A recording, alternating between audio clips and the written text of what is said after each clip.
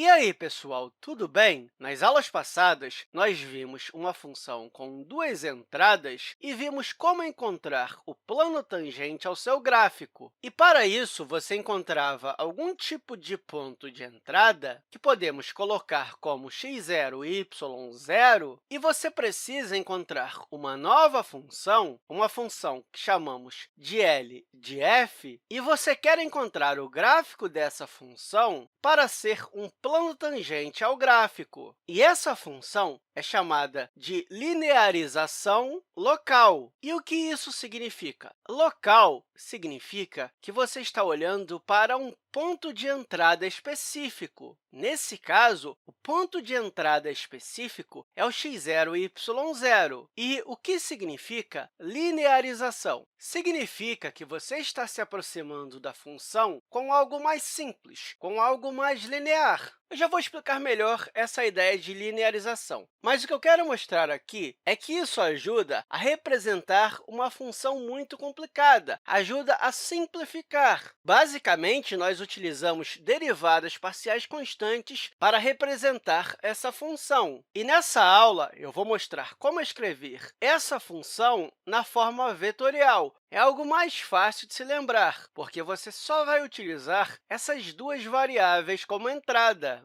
E lembrando das aulas passadas que a fórmula de linearização local era a derivada parcial em relação a x no ponto x0, y0, que multiplica x menos x0, e você soma isso com a derivada de f em relação a y no ponto x0 e y0, e multiplica por y menos y0, e você soma isso com f de x0 e y0. E uma coisa importante, quando você substitui esse ponto aqui na função, você vai ter x0 menos x0, que vai dar zero, e vai ter y0 menos y0, que vai dar zero. Portanto, esse termo vai sumir e esse aqui também, e vamos ficar com f de x0 e y0. E é isso que garante a sua linearização. Na verdade, é a própria função f no ponto específico. O que eu quero dizer é que cada vez mais que você estiver se aproximando desse ponto, isso aqui vai se aproximar de zero e isso aqui também. E o que significa a palavra linear? A palavra linear tem um significado muito importante, principalmente se estivermos falando de álgebra linear. Basicamente, o termo linear vem porque esse x não tem nada de especial acontecendo com ele, ou seja, ele está sendo multiplicado por uma constante, e esse y também. Não tem um quadrado, não tem uma raiz quadrada, ele é um termo linear.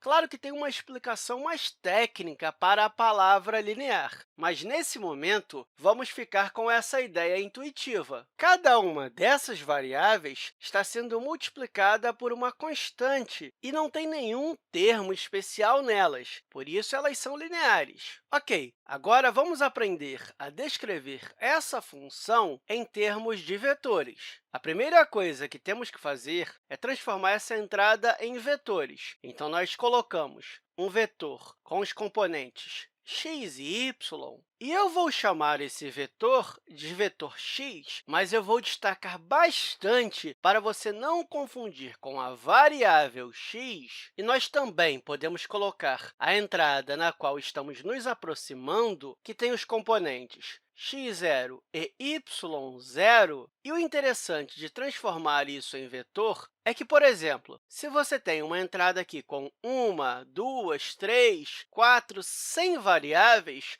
você pode escrever esse vetor com 100 componentes. Fica mais fácil de escrever como um vetor. Agora, vamos olhar para esses dois primeiros termos da nossa linearização. Podemos pensar nisso como um produto escalar. E aqui também tem um produto escalar, então podemos escrever isso como uma matriz com as derivadas parciais, e ambos são avaliados em x0, e eu estou destacando bem para mostrar que isso é um vetor que contém duas variáveis diferentes. E multiplicamos isso pela matriz que contém esse termo, ou seja, x menos x0, e esse outro termo, que é y menos y0. E podemos simplificar ainda mais. O vetor que contém as derivadas parciais é o vetor gradiente. Se você não lembra dele, eu sugiro que você dê uma revisada nas aulas da Khan Academy. Mas vamos lá. Ele é escrito com um delta de cabeça para baixo de f na entrada x0.